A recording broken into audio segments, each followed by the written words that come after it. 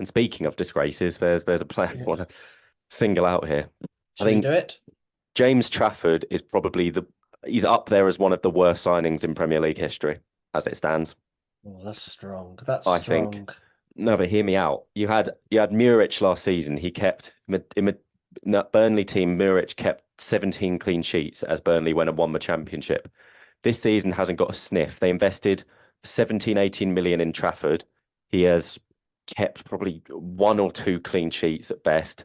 He's been at fault for, he's into double figures for goals that have been his fault. And Saturday was just another example for that, getting his captain sent off with a hospital pass. He's conceded, how many goals have they conceded? They conceded, is it 60, is it 66, 67 now? It's a hell of a lot. I mean, But I do 58, think sorry. it's more I do think it's more 58. the defense. Like he's had no defense to work with. And the style of play, so it's like it leaves so many gaps in the defense. And I'm not saying he's been good, and he has been like weak in the air particularly. But I think it's just like the defense have done him no favors. No, of course they haven't. The defense is abysmal as well. But when you concede 58 goals, you've got to point it down to some fingers got to be pointed at the keeper. I think almost every set piece goal they concede is down to him flapping. Yeah. The amount of points he's lost them, Luton at home, Everton at home, just off the top of my head. And especially Luton as well. That's a relegation 6-pointer. And he's just flapping at the ball, not getting to it, then claiming a foul. Like it was pathetic. This game against another relegation threatened team, they were doing okay at that point. He gives what's his face, Brownhill, a hospital pass. Brownhill gets sent off. Suddenly you're on the back foot the whole game. All his fault. I think there's so many games this season where you can put it exclusively down to Trafford, and whereas there was absolutely no reason to get rid of Muric.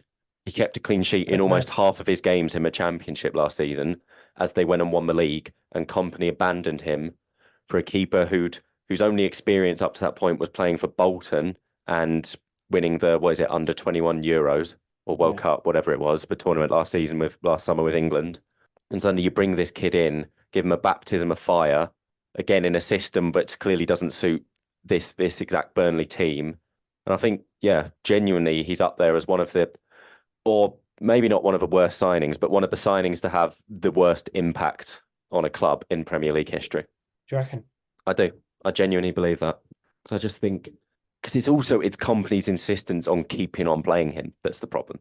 Company is Mm. extremely at fault here as well.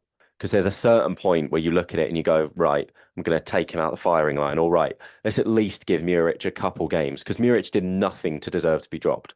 Not a single thing. He's one of the best performing keepers in the championship last season. Yeah. No, He did I do nothing. agree. And Trafford's not been good at.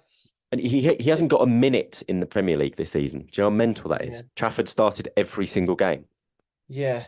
And he has let them down a lot. And the tactic to play Burnley is well, you don't there's about 100 tactics that work to play Burnley, Yeah, but one of them is from set pieces, put a man on Trafford and yeah, let him do the flappy thing and yeah. score from that. What's the rest? Another tactic to play Burnley is just let them think they're too good and attack and just True. counter attack them. But Another what? tactic is just play football and play against their Yeah, defense. Another tactic is just turn up. yeah. Just turn up and you'll beat Burnley this I season. think I think Trafford is one of the only keepers I've ever seen where you back the attacker to win a ball in the air over him every single time. Yeah, yeah. Him and that Vicario for Tottenham. Yeah, yeah. Well, I But think he's a lot worse than them. Vicario may have just been that one game. Trafford, it's Yeah, every single time. And again, nine yeah, times out of 10, he's punished for it. Like, and they concede goals from it. It's easily into double figures the amount of goals that have been directly his fault this season. And it's simply not yeah. good enough. But I think for himself, he needs to be benched. Do Like, you 'cause it, think if they had Areola, for example, Areola, mm, do you think they would stay up like from the beginning of the season if they had oh, him? Is he that much at fault? stay up, mate. Ugh. It's difficult. No, because the defense obviously are at fault as well. But I feel Yeah, like if yeah, if I if you agree. if you put Kaminsky in the Burnley team, they'd be on 20 odd points, Yeah, I yeah. believe. I don't know how many points did he cost them because they If you have been pathetic with or without him, but they would be putting up a compelling case to stay up if he wasn't in the side, wouldn't they? Like, there's a lot of games where, but then this one, like, yes, he was rubbish, but they still conceded 3 goals. I don't care how bad he is; yeah, he's not a fault for all 3.